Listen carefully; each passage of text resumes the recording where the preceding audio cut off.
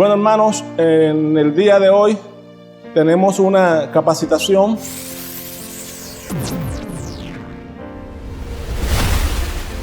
Vamos nosotros a estar hablando de las santas convocaciones. Rápidamente vamos a hablar del origen de las santas convocaciones. Vamos a tener una especie de introducción para que vayamos teniendo un contexto del tema que vamos a tratar. Y vamos para iniciar a leer en el libro de Levíticos, en el capítulo 23, en el verso 4, en la Nueva Versión Internacional. Dice así la palabra de Dios. Estas son las fiestas que el Señor ha establecido, las fiestas solemnes en su honor que ustedes deberán convocar en las fechas señaladas para ellas. Lo primero que se puede observar, hermano, en este pasaje de Levíticos capítulo 23 es que las fiestas son establecidas por Dios. Fue su iniciativa. Es decir, las santas convocaciones no surgen de un sentimiento patriótico, no surgen de una ideología religiosa, surgen del deseo de Dios de que nosotros cada año podamos tener una manera de santificar los tiempos, para que los tiempos también estén bendecidos. Tengamos una manera de entender el momento profético en que estamos viviendo, ubicarnos en el tiempo en que estamos y sobre todo, hermano, de tener una ayuda para nosotros crecer en nuestra vida espiritual. Y empiezo con esto porque sé que una de las preguntas inquietantes que siempre tenemos en torno a las fiestas es si la iglesia debe practicarlas o no. Esa pregunta tiene detrás la idea de que las fiestas son fiestas judías, de que las fiestas pertenecen a Israel o fueron creadas por Israel. Y ese es un pensamiento bíblicamente hablando erróneo. Es decir, pensar que las santas convocaciones, que las fiestas bíblicas son de Israel o son del pueblo judío, es como creer que la gravedad es de Newton. Newton fue el que la conceptualizó, el que intentó explicarla, pero no le pertenece. Y lo mismo sucede con las fiestas. Israel ha sido quien ha codificado, quien ha interpretado, quien ha preservado el conocimiento hasta ahora, pero las fiestas son del Señor. Claramente lo dice el pasaje en la Nueva Versión Internacional. Estas son las fiestas que el Señor ha establecido. Nuestro deber es convocar y las fiestas son en honor de Él. Y para nosotros también comprender un poco más el concepto de las santas convocaciones y estar más tranquilos en torno a lo que estamos haciendo, completamente seguros de que estamos agradando al Señor y no a hombres, vamos a aclarar dos conceptos que cruzan todas las santas convocaciones. El primero es el concepto de fiesta y el segundo es el concepto de convocar, porque todo el tiempo se nos están diciendo que son fiestas y todo el tiempo se nos está diciendo que nuestra obligación es convocar. Entonces vamos a entrar un poco a desglosar esto. Cada vez que usted ve allí que dice que es una fiesta en honor al Señor, que es una fiesta establecida por el Señor, hay dos palabras hebreas que están detrás de esa palabra fiesta. La primera es la palabra Moed, que aparece, por ejemplo, en Levíticos 23:2. Dice así: estas son las fiestas que yo he establecido y a las que ustedes han de convocar como fiestas solemnes en mi honor. Yo, el Señor, las establecí. Claramente ratifica una vez más que dice: yo, el Señor, las establecí. Eso es algo que usted se va a encontrar constantemente. Cuando usted lee, por ejemplo, sobre la Pascua, dice: Pascua es de Jehová. Y todo el tiempo, gracias al Señor que Él dejó esa claridad, las fiestas son de Él. Y todo aquel que es su hijo, que se considera su pueblo, es bienvenido a celebrarlas y debe participar de ellas. Bueno, la primera palabra que se traduce como fiesta es la palabra Moed, que traduce una cita, un tiempo señalado. Por eso usted verá que nosotros usamos esa terminología cuando anunciamos la fiesta. Decimos es una cita divina, decimos es un tiempo señalado por el Eterno. También traduce un ciclo o año, es decir, se está refiriendo a algo que se hace cada año, que se cumple dentro del ciclo de un año. También traduce asamblea, un tiempo determinado, un tiempo preciso. Ahora, la segunda palabra que se traduce por fiesta es la palabra Hag. Hag. Aparece ahí mismo en el capítulo 23 de Levítico, aparece varias veces. Vamos a leer, por ejemplo, como lo dice en el verso 34, Levíticos 23:34. En el día 15 del mes séptimo comienza la fiesta de las enramadas en honor al Señor, la cual durará 7 días. La palabra fiesta allí, Hag, que proviene del hebreo Hagag, y que significa moverse en círculos, tiene que ver con festejar, marchar en una procesión sagrada, celebrar, incluso danzar, celebrar en una fiesta solemne. Entonces, estas son las dos cosas que se nos están diciendo que tiene que ver con fiesta. Algo que hay que hacer en un tiempo determinado y que tiene que ver, hermano, con celebrar, con hacer algo solemne, una procesión sagrada. El segundo concepto, además de fiesta, que aparece allí, que es el que nos corresponde a nosotros como pueblo de Dios, es convocar. Ok, la palabra mikra. Y vamos a leer una vez más Levítico 23:2 en la Nueva Versión Internacional. Estas son las fiestas que yo he establecido y a las que ustedes han de convocar como fiestas solemnes en mi honor. Yo, el Señor, las establecí. Yo, el Señor, las establecí. Entonces la palabra mikra, que a veces se traduce por reunión pública, pero su significado esencial es hacer un repaso, hacer un ensayo. Entonces, cada vez que se nos dice que hay que convocar, se nos está hablando de convocar, de hacer una reunión pública para hacer un repaso, un ensayo.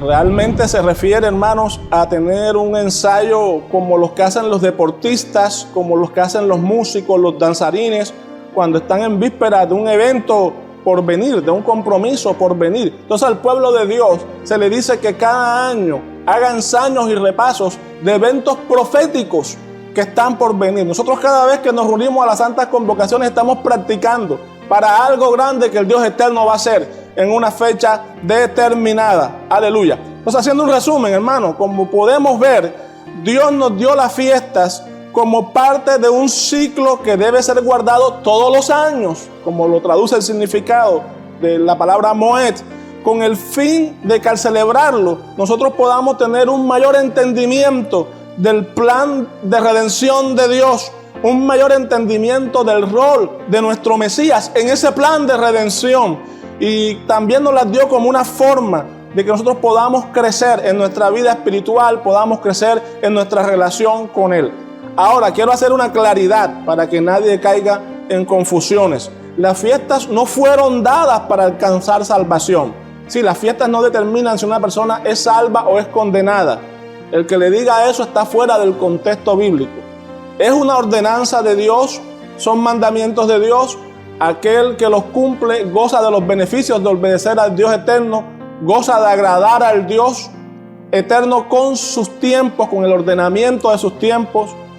Aquel hermano que los cumple muestra que su corazón está afianzado en Dios. Y qué bueno que haya un pueblo, hermano, que después de miles de años no permite que la palabra de Dios caiga en tierra. Qué bueno que el Dios eterno sepa que en el 2021, en Cartagena, todavía hay un pueblo que le ama y sigue sus mandamientos y obedece su palabra y que no deja que su palabra caiga. Aleluya, alabado sea el Señor.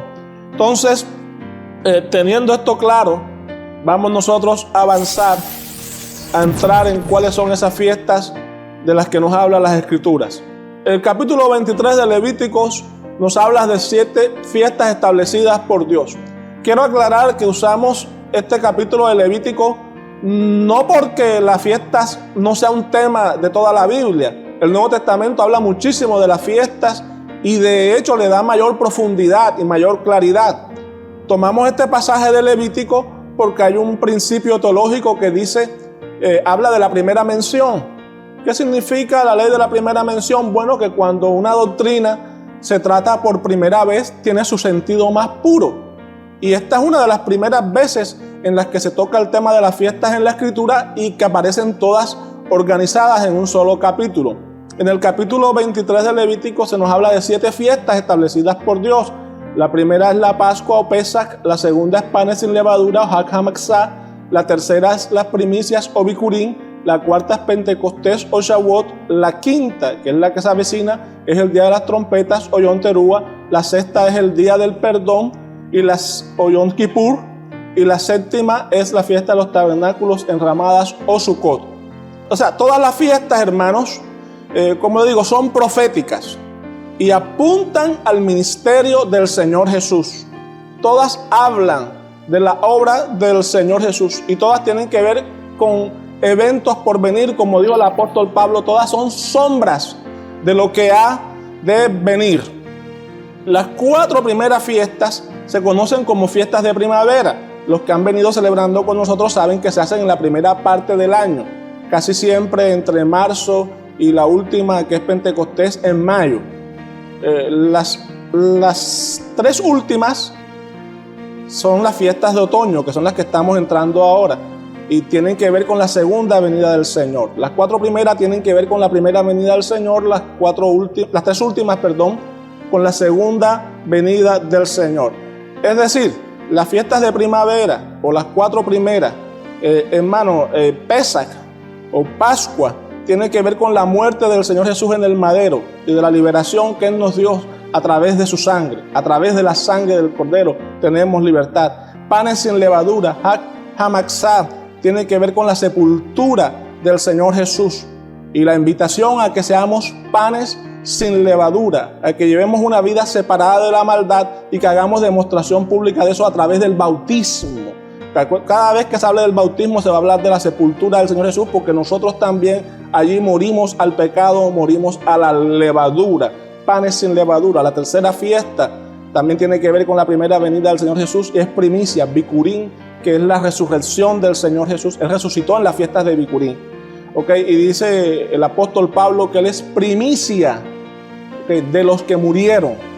Él es el primero, hermano, en establecer la resurrección y podemos tener confianza de que nosotros también resucitaremos porque Él resucitó. Y la cuarta, que tiene que ver con la primera venida del Señor Jesús, es Pentecostés o Shavuot, que trata el tema de la venida del Espíritu Santo, de la manifestación, por así decirlo, del Espíritu Santo, según está consignado en el libro de Hechos, capítulo 2. Las 3 fiestas, que son las fiestas de otoño, tienen que ver con la segunda venida del Señor. Está el día de la trompeta, Yom Teruah, que tiene que ver con la coronación del Señor Jesús como Rey. Tiene que ver con el anuncio de las bodas del Cordero y tiene que ver con la resurrección de los que murieron en Cristo. La sexta, que es el día del perdón o Yom Kippur, que tiene que ver con el juicio del Señor Jesús a las naciones. Y la séptima, Tabernáculos o Sukkot, que tiene que ver con la era mesiánica, con el reinado milenial del Mesías. Entonces, las fiestas que se avecinan son la primera, la de las trompetas, Yom Teruah, que es el día primero del mes séptimo calendario bíblico. La otra sería el día 10 del mes séptimo calendario bíblico, que es el día del perdón y expiación, Yom Kippur. Y la séptima sería Sukkot, que iría del 15 al 22 del mes séptimo, de acuerdo a las Escrituras.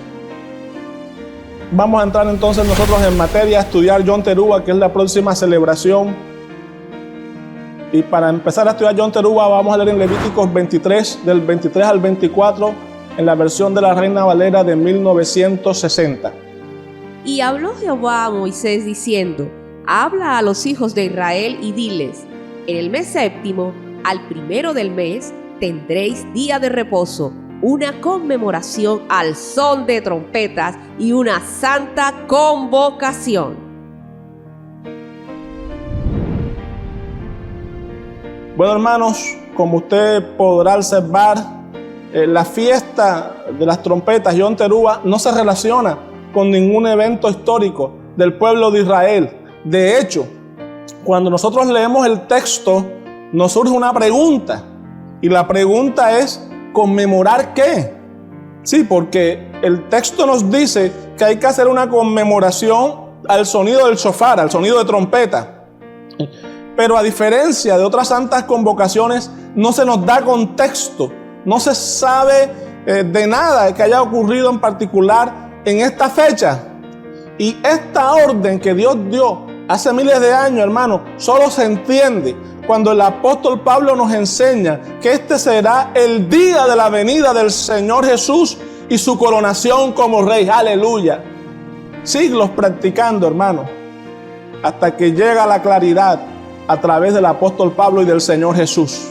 Lo que ustedes han practicado será para la segunda venida y coronación del gran Rey de Reyes y Señor Gloria de a Dios. señores. Aleluya, gloria al Señor. Entonces vamos a ver qué es lo que tiene que ver con John Terúa, qué es lo que hacemos nosotros el día de las trompetas. Cuando hablamos de trompetas, obviamente no estamos hablando de las trompetas que conocemos hoy, que se usan en los grupos musicales. Estamos hablando del shofar, que es un instrumento que es como un cuerno, que ese es el nombre real que usa la escritura, sino que se traduce por trompeta, la palabra shofar, para que el que lea pueda más o menos comprender que es un instrumento con el que se hace música, pero realmente es el shofar, no es trompeta sino shofar. Entonces vamos a avanzar nosotros.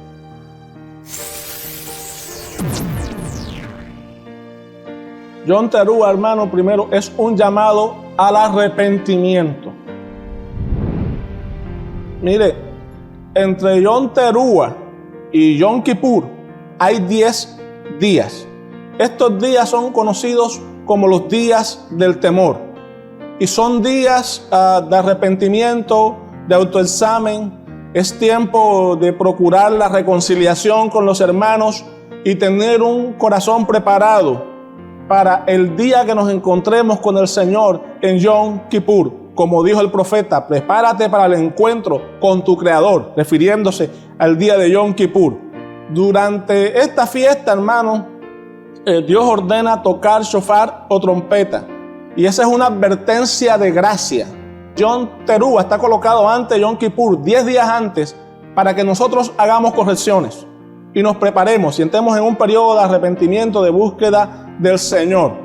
Que entendamos que todavía hay una oportunidad de arrepentirnos, de cambiar, de pedir perdón por las transgresiones que hemos cometido a su palabra, porque se acerca el día, hermano, cuando sonará la verdadera trompeta, la trompeta real de John Terúa, la venida del Mesías, y no habrá oportunidad de arrepentirse y de volverse completamente al Dios eterno. El mensaje de esta época es claro: arrepiéntete antes de que suene la trompeta del día de John Terúa, fiesta de la trompeta, comienzo a los días de redención del Dios eterno, ya que después podrías no tener tiempo de hacerlo. Dios está llamando a todos los hombres a que regresen a Él, pero por su caída espiritual, el hombre necesita recordatorios, muchas veces de parte de Dios. Esta es una época de reflexión, de decisiones, de revisar profundamente nuestra vida y en especial, como lo dice la Escritura, de volvernos a Dios, de retornar al plan inicial de Dios. Está prohibido en estos días entre John Terúa y Yom Kippur andar enojados, airados, sino que hay que procurar tener mucho dominio propio, hermanos, todo el tiempo. Están nosotros buscando el sosiego en la presencia de Dios. Debemos liberarnos tanto como sea posible de todo espíritu, de toda actitud inapropiada delante del Dios eterno. Así es que está, por lo tanto, prohibido andar provocando peleas, andar en envidias, en contiendas, en pleitos. Es bueno en estos días estudiar las enseñanzas del Señor Jesús respecto a cómo debe ser la conducta de los hijos de Dios, particularmente el libro de Mateo, los capítulos entre el 5 y el 7. Es bueno que estemos meditando en ellos en estos días del temor entre John Terúa y Yom Kippur. Esta debe ser, creo que todos lo sabemos, la actitud general de un creyente, no solamente durante las santas convocaciones, pero se nos ordena particularmente asumir esa actitud como pueblo. Este es un tiempo, hermano, en que nosotros como congregación debemos preparar nuestros corazones para reunirnos delante de Dios y que sea realmente un tiempo de aclamación, de Terúa en oración delante de Dios. Ahora, antes de continuar, quiero hacer unas aclaraciones en este punto cuando hablamos de que John Terúa es un llamado al arrepentimiento. Que la primera aclaración, porque a veces me pregunta, pastor, ¿pero acaso esta es la única parte del año en que tenemos que arrepentirnos? Bueno, hermano, obviamente no. Al igual que en todas las fiestas bíblicas, nosotros resaltamos en cada una de ellas un aspecto de nuestra relación cotidiana con Dios. Son cosas que forman parte de nuestro día a día con Dios, pero apartamos un tiempo señalado por Dios para enfocarnos en algo en particular, para crecer en un aspecto en particular de nuestra relación con Dios, para hacer un recordatorio especial de cosas que forman parte de nuestra vida espiritual todo el tiempo. Y repito, aquí se está hablando de arrepentimiento a nivel de pueblo, de familia, de congregación. Es una convocación que se hace para eso. Usted puede arrepentirse a nivel individual cualquier época del año y el Dios eterno le va a escuchar si lo hace a través de Cristo. Y eso es lo segundo que quiero aclarar. Es decir, no es la fiesta la que me reconcilia con Dios. Algo que también tenemos que tener bien claro. La palabra de Dios claramente enseña que nuestra reconciliación es por la obra redentora del Padre a través del Hijo, a través de la sangre derramada en la cruz, y que el perdón del Padre está disponible para todo aquel que haga arrepentimiento por medio del sacrificio ungido del Señor Jesús. Y nosotros como congregación también creemos que la actitud de arrepentimiento en Cristo trae salvación, aleluya. Todo aquel que se arrepiente a través de Cristo Jesús alcanza salvación. Y vamos ahora al punto número 2, hermanos. John Terúa es un llamado al despertar espiritual. Es decir, el propósito central de John Terúa, de la fiesta de las trompetas, es declararlo un día de reposo para una gran celebración al son de trompetas que constituya un llamado al despertar espiritual. En este día se debe obligatoriamente sonar el chofar, la trompeta de Dios. Es decir, usted tiene que saber que la palabra terúa, con la que nombramos la fiesta, significa realmente un sonido para despertar. Podríamos decir, es un trompetazo para que los que están dormidos espiritualmente se despierten y tomen una decisión en su vida. Y por eso uno de los temas centrales de esta fiesta es el despertar espiritualmente, el avivarnos, por así decirlo, en el espíritu. Que si venimos caídos, que si venimos desanimados, pues este es el tiempo, hermano, para recuperarnos en Dios, recuperar el gozo, la fe, la fortaleza en el espíritu en Dios y estar preparados, vigilantes, delante de su presencia. Bueno, vamos a leer un pasaje que está ahí en Primera de Tesalonicenses 5, del 1 al 6. Pero acerca de los tiempos y de las ocasiones, no tendréis necesidad, hermanos, de que yo os escriba, porque vosotros sabéis perfectamente que el día del Señor vendrá así como ladrón en la noche, que cuando digan paz y seguridad, entonces vendrá sobre ellos destrucción repentina, como los dolores a la mujer encinta, y no escaparán. Mas vosotros, hermanos, no estáis en tinieblas, para que aquel día os sorprenda como ladrón, porque todos vosotros sois hijos de luz e hijos del día. No somos de la noche ni de las tinieblas. Por tanto, no durmamos como los demás, sino velemos y seamos sobrios. Bueno, hermanos, vamos a desglosar este pasaje que es importante y un pasaje central a la celebración. El apóstol Pablo comienza diciendo acerca de los tiempos y las ocasiones. ¿A qué se refiere el apóstol Pablo cuando dice acerca de los tiempos y las ocasiones? Pues por supuesto, hermano, que se refiere a las fiestas de Dios. Pues las fiestas de Dios son los tiempos señalados por Dios, son las ocasiones predeterminadas por Dios para el cumplimiento de su plan. No se podría entender esto de otra manera. ¿En qué otra parte se habla de algún otro tiempo señalado por Dios o establecido por Dios? Claramente se refiere a las santas convocaciones establecidas por Dios. Y el apóstol Pablo, más adelante de este pasaje, dice: porque vosotros sabéis perfectamente que el día del Señor vendrá así como ladrón en la noche. Es decir, dice, vosotros sabéis perfectamente. Vosotros sabéis perfectamente. ¿Quiénes son los que saben perfectamente? ¿Quiénes son los que conocen los tiempos y las ocasiones de Dios? Pues claramente el pueblo de Dios que conoce su palabra. Es decir, el resto de la humanidad desconoce estas fechas. Así que para ellos, nuestro amado Mesías, el Señor Jesús, vendrá como ladrón en la noche. Tristemente, hermanos, muchos creyentes en Jesucristo, para evitar muchas veces que le digan que se están judaizando Entonces también anulan estas ocasiones y lo cambian por otras celebraciones que no tienen nada que ver en la Escritura, que no se han ordenado, y anulan las que Dios sí ha ordenado. Y por lo tanto para ellos también nuestro amado Mesías vendrá como ladrón en la noche, porque desconocen los tiempos establecidos por Dios. El apóstol Pablo, si usted alcanza de ver un poco en pantalla, sigue diciendo también, mas vosotros, hermanos, no estáis en tinieblas. Mire qué palabra más clara esa. Para que aquel día os sorprenda como ladrón. Estas palabras hablan por sí solas. El Señor Jesús vendrá como ladrón en la noche solo para los no creyentes o para los creyentes que ignoran las fiestas de Dios. Dice, pero ustedes no están en tinieblas para que este día los sorprenda. Ese día no debe sorprendernos a nosotros, hermanos. Nosotros, los que conocemos su palabra y por lo tanto conocemos las fechas establecidas por Dios, estaremos aquel día preparados, vigilantes. Ese día no nos sorprenderá como ladrón en la noche. No sabemos el año en que el Mesías vendrá, pero si viene en Yom Teruah, allí estaremos celebrando, aleluya, y no nos sorprenderá el día. Estaremos haciendo lo que Él nos instruyó a hacer. Gloria al Señor. Así es, gloria a Él. Y vamos al punto número 3.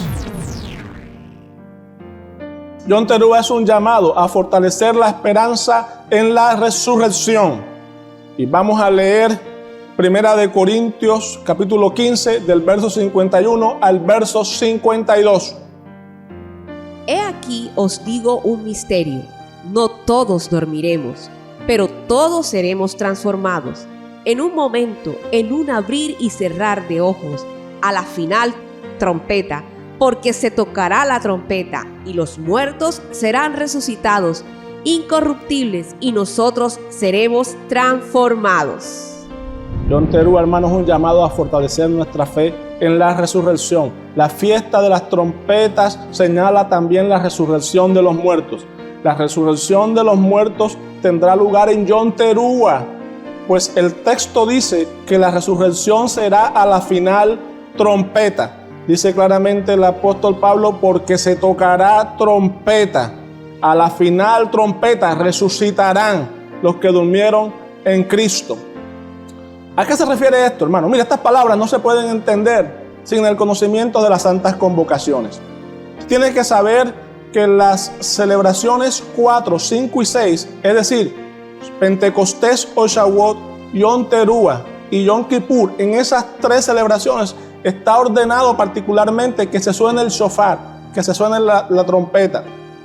El shofar que se suena en Shavuot se conoce como la primera trompeta o el primer shofar. El que se suena en Yom Teruah se conoce como el último shofar, el último sonido, la final trompeta, como dice el apóstol Pablo. Y la que se suena en Yom Kippur se conoce como la gran trompeta, la del juicio. ¿Ok?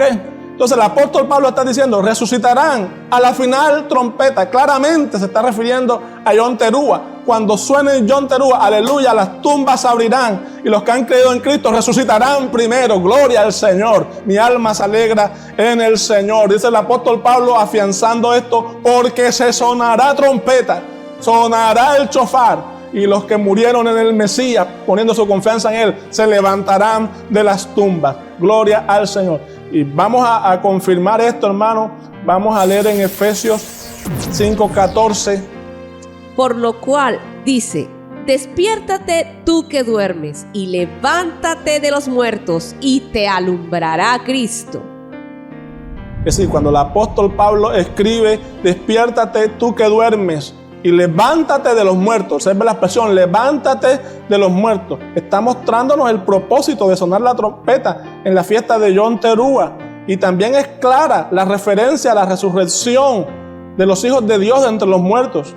Dice, levántate de los muertos. Esa es una expresión que claramente está haciendo referencia a la resurrección. Por lo tanto, hermano, en Yom Teruah estamos celebrando anticipadamente la resurrección de los justos y la transformación en el aire de los que estemos vivos cuando Mesías venga, quiera Dios, y así sea en esta generación.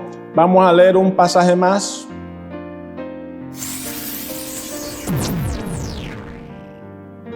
Vamos a leer en 1 de Tesalonicenses 4, del verso 16 al verso 17.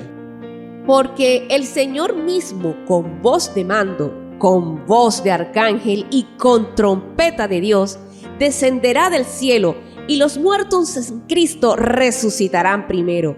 Luego nosotros, los que vivamos, los que hayamos quedado, seremos arrebatados juntamente con ellos en las nubes para recibir al Señor en el aire, y así estaremos siempre con el Señor. Y vamos a leer también Apocalipsis 26. Bienaventurado y santo el que tiene parte en la primera resurrección.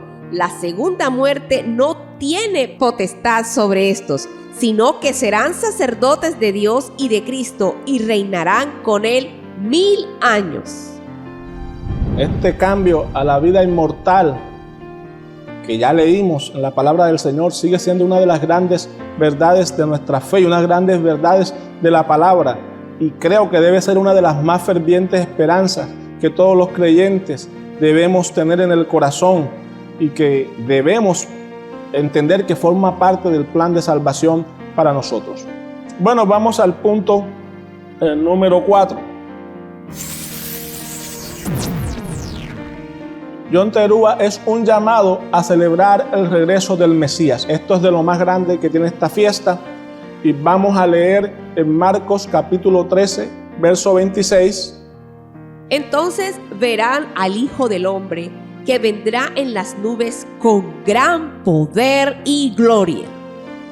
Y vamos a leer también Marcos 13, del verso 32 al verso 33. Pero de aquel día y de la hora nadie sabe, ni aun los ángeles que están en el cielo, ni el Hijo, sino el Padre. Mirad, velad y orad, porque no sabéis cuándo será el tiempo.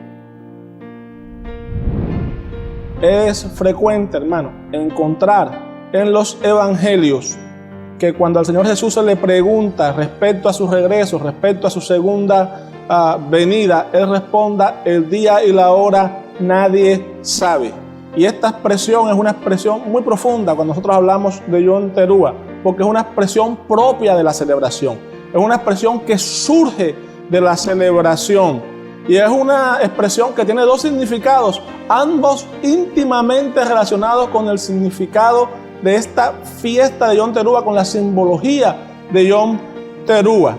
Y el primer significado, hermano, es que la fiesta de Yom Teruah es una especie de fecha escondida, de día escondido, por así decirlo.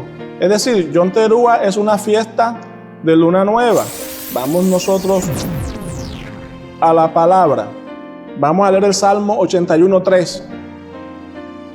Tocad la trompeta en la nueva luna, en el día señalado, en el día de nuestra fiesta solemne. Tocad trompeta en la luna nueva, en el día señalado, en el día de nuestra fiesta solemne. Eso se refiere a Yom Teruah, y ese es el primer significado, hermano, que del día y de la hora nadie sabe. Ese es el primer significado, que es una especie de día escondido. Es decir, a la llegada de Yom Teruah solo se podía confirmar, dar el inicio en la parte ceremonial por el testimonio de ciertos testigos que afirmaban que ya habían visto la luna nueva. Solamente cuando el testimonio de estos testigos coincidía, se sabía que había llegado Yom Teruah, que era el tiempo de hacerlo. Para nosotros hoy es un poco difícil comprender esta práctica, porque nosotros ya conocemos cuándo serán las lunas nuevas, no solo de este año, sino de todos los años por venir y de los años que estuvieron atrás. La ciencia hoy nos permite conocer eso, pero en tiempos bíblicos no era así. Tenía que haber testigos que anunciaran los primeros rayos de luna nueva para dar inicio formal a la celebración. Durante la época del Señor Jesús, si usted le preguntaba a un sabio, a un entendido de la fiesta, ¿cuándo es Yom Teruah?, la respuesta es: nadie sabe. Es decir, todavía no sabemos, porque los testigos no han aparecido aún. Y por esto era necesario dos testigos que debían aparecer y afirmar que habían visto la luna nueva por primera vez. Y por eso Yom Teruah lleva el nombre también de el día escondido, es decir, de Yom HaKesed, así se le llama, el día escondido, así nadie sabe. Dile ahora, nadie sabe cuándo inicia Yom Teruah. En el libro de Apocalipsis, usted encontrará que el mismo Dios sigue esta práctica.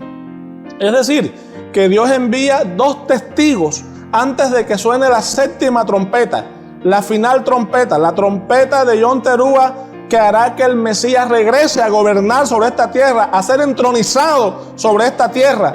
Dios seguirá, hermano, lo que está escrito. También Él enviará 2 testigos que estarán durante un tiempo anticipado, anunciando que Yom Teruah ya están saliendo los primeros rayos y que se acerca la venida del Rey. Vamos a leer esto en la palabra del Señor.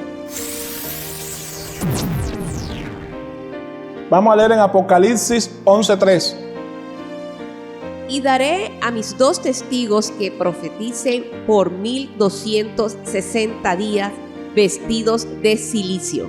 Antes del inicio del Yom Teruah, para el que practicamos nosotros, Él enviará a sus testigos, dando testimonio de que el Teruah del Mesías ya viene. Vamos a leer Apocalipsis 11:15.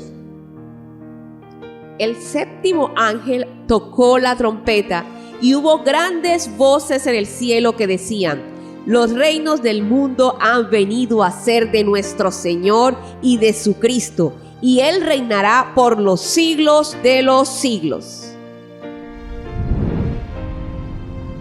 7 ángeles tocan sus trompetas en 7 ocasiones distintas, tocan el shofar en 7 ocasiones distintas. El sonido del shofar del 7º ángel anuncia el regreso del Mesías, y que ese es el significado también de Yom Teruah. Nosotros estamos preparándonos, estamos celebrando la venida del Mesías. A mí a veces me preguntan: pastor, ¿usted por qué no enseña sobre la segunda venida y por qué durante pandemia? Hermano, nosotros hacemos algo más grande. Nosotros celebramos la venida del Señor Jesús. Nosotros practicamos para ese día y estamos listos cada Yom Teruah ahí esperando la venida del Mesías. Gloria al Señor. Ponemos en acción nuestra fe.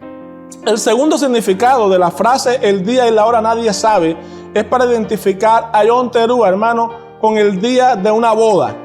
Es decir, entonces Yom Teruah es el día en que tendrá lugar la boda del Cordero. Juan 14, del verso 2 al verso 3. En la casa de mi Padre muchas moradas hay. Si así no fuera, yo os lo hubiera dicho. Voy pues a preparar lugar para vosotros. Y si me fuere y os preparare lugar, vendrá otra vez y os tomaré a mí mismo, para que donde yo estoy, vosotros también estéis. Mire el Señor Jesús dando códigos de los tiempos de su venida. Ay, hermano, gloria al Señor. Y qué bueno que la iglesia despierte y pueda leer estos textos a la luz de las santas convocaciones. Mire, hermano, si usted le preguntaba a un novio durante la época del Señor Jesús: ¿cuándo es el día de tu boda? Él le diría: el día y la hora nadie sabe. Mi Padre aún no lo ha revelado. Ahora, ¿por qué se daba esto? Porque un novio no sabía cuándo era el día de su boda y porque era el padre el que tenía que decir el día de la boda. Es decir, porque en la época del Señor Jesús, el padre es quien selecciona el día en que el hijo se casaría. Yom Teruah, hermano, es un ensayo anticipado de lo que luego serán las bodas del Cordero. Y para entender este concepto de bodas de Cordero, usted deberá entenderlo desde una perspectiva bíblica, de cómo es una boda de acuerdo a la Escritura. Es decir, en la Escritura, normalmente los novios hacían un contrato llamado ketubá. Ese es el contrato que hacían los novios, como un contrato matrimonial de los que se hace hoy en día en una notaría, obviamente con un contexto más espiritual. En este contrato el novio se compromete a preparar casa donde vivirá con la novia, donde vivirá con su futura esposa. A partir de allí, realmente, a partir de este contrato, ya son una especie de esposos. Es decir, todavía no viven, todavía no se ha celebrado la boda, pero legalmente ya son esposos. Y de hecho, el Señor Jesús habla de esto en otra parábola, la parábola de las 10 vírgenes. Usted se dará cuenta que en esa parábola el Señor Jesús dice: el reino de los cielos será Mire qué importante, que no es como en otras parábolas que dice el reino de los cielos es, sino dice el reino de los cielos será, mostrando el carácter profético de la palabra. Dice, será semejante a 10 vírgenes que tomando sus lámparas salieron a recibir al esposo. Observe que no dice al novio, sino al esposo. ¿Por qué dice al esposo y no al novio? Bueno, porque ya firmaron un contrato de que tú vas, y aun cuando no vivan juntos, se consideran esposo y esposa legalmente, jurídicamente, ya lo son. Entonces, normalmente, hecho este contrato, el padre es quien da al hijo suficiente tierra para que prepare la casa para su esposa. Y debido a que el honor del padre y de la familia del novio está en juego, normalmente el padre supervisa que su hijo haga bien las cosas, que todo esté bien preparado para esa novia que va a recibir. Y hasta que el padre no diga que todo está listo, no se pueden casar. El padre es quien pone la fecha de la boda. En otras palabras, cuando el hijo ya termina de hacer la casa para la novia, tiene que esperar que el padre dé su aprobación, que el padre diga estoy de acuerdo, la casa está lista. Si usted le preguntaba a una novia en la época del Señor Jesús, ¿cuándo es la boda? La novia le dice, no sé. Es decir, el suegro es el que sabe. Si usted le preguntaba a un novio, ¿cuándo es la boda? El novio decía, el día de la boda y la hora nadie lo sabe, solamente mi Padre, aleluya, gloria al Señor. Y ahí tenemos las palabras de Juan, que quiero que las leamos otra vez para que lo vea ahora con nuevos lentes, qué es lo que está haciendo el Señor Jesús cuando dice estas palabras. En la casa de mi Padre muchas moradas hay. Si así no fuera, yo os lo hubiera dicho. Voy pues a preparar lugar para vosotros. Y si me fuere y os preparare lugar, vendré otra vez y os tomaré a mí mismo, para que donde yo estoy, vosotros también estéis. Aleluya. Mesías preparando morada para su amada novia, para su iglesia, por la que dio su vida. Santo. Y esperando el día que el Padre dé la aprobación y diga todo está listo. Es el tiempo de celebrar, es el tiempo de las bodas del Cordero. Hay que estar ahí, hermano. No sé si su alma se regocija como me regocijo yo, pero ahí hay que estar. Y qué amor tan grande el de nuestro amado Mesías. Mi corazón se conmueve. Lo ha hecho todo, hermano, para que nosotros gocemos de la presencia del Dios eterno. Qué bueno es, qué bueno es. Gloria al Padre por su Hijo y por la obra de la cruz, por la obra de nuestro amado Mesías. Miren, una boda también normalmente los siervos del Padre, cuando ya todo está listo y llegó el día, obviamente ya se han hecho las invitaciones, entonces ellos anuncian la aparición del novio con un toque de shofar. El día de la boda se suena el shofar y los invitados están esperando ese toque para decir que ya es el inicio formal de la boda. Y los siervos del Padre son enviados, es decir, ellos son los que dan la alerta a todo el mundo. La parábola de las vírgenes también habla de esto. Es decir, cuando se oye la voz diciendo, aquí viene el novio, salgan a recibirlo, aleluya. Entonces los invitados a la boda salen y escoltan al novio hasta el lugar donde tendrá efecto la ceremonia. Esto también Dios lo hará con su Hijo. Vamos a leer, por favor, en el Evangelio de Mateo, en el capítulo 24, en el verso 31. Dice, y enviará sus ángeles con gran voz de trompeta y juntarán a sus escogidos de los cuatro vientos, desde un extremo del cielo hasta el otro. ¿Quiénes son los siervos del Padre? Los que son llamas ministradoras, que sonarán trompeta para recoger al pueblo de Dios para las bodas del Cordero. Dice, enviará sus ángeles con gran voz de ¿qué? De shofar, de trompeta. ¿Y juntarán a quién? A los escogidos del Dios bueno, de los cuatro vientos, desde un extremo del cielo hasta el otro. Todos los hijos del Eterno se reunirán para las bodas del Cordero. Llegó Yom Teruah, el último llamado a la novia. El sonido de las trompetas anuncia la llegada del novio. Y Yom Teruah comienza cuando la luna nueva se asoma en el horizonte. Solo Dios conoce el momento, hermano, exacto. Solo Dios conoce el año. Nadie sabe el día ni la hora, pero sí sabemos el tiempo. Solo tenemos que estar preparados, sea cual sea el año que el Padre escogiera, para la venida del Mesías. Allí estaremos nosotros celebrando Yom Teruah. Ese día no nos sorprenderá como ladrón en la noche. La trompeta sonará y allá estará el pueblo de Dios. Allí estará casa de Dios celebrando Yom Teruah en la presencia del Dios bueno. Gloria al Señor. Entonces preparémonos, hermanos, ahora con pleno conocimiento y seguridad de que el Dios eterno no fallará lo que ha prometido, que el Dios eterno no falla en ninguna de sus citas con nosotros. Nadie sabe el día ni la hora, así es que mejor estar despiertos, revisarnos profundamente, hermanos, nuestros corazones, nuestra vida. Es tiempo de arrepentirnos, de estar listos para que cuando la trompeta suene nosotros glorifiquemos a nuestro Dios. Y si fuera el día del encuentro, estemos preparados para estar en su presencia. Estos días que vienen entre Yom Teruah y Yom Kippur son días para arrepentirnos, son días para ponernos en paz con Dios bueno, para comprometernos a buscar y hacer su voluntad, para quitar de nuestra vida los estorbos que nos han venido haciendo la vida espiritual pesada, difícil, para estudiar y obedecer su palabra y tener mayor fe y transformación en nuestra vida.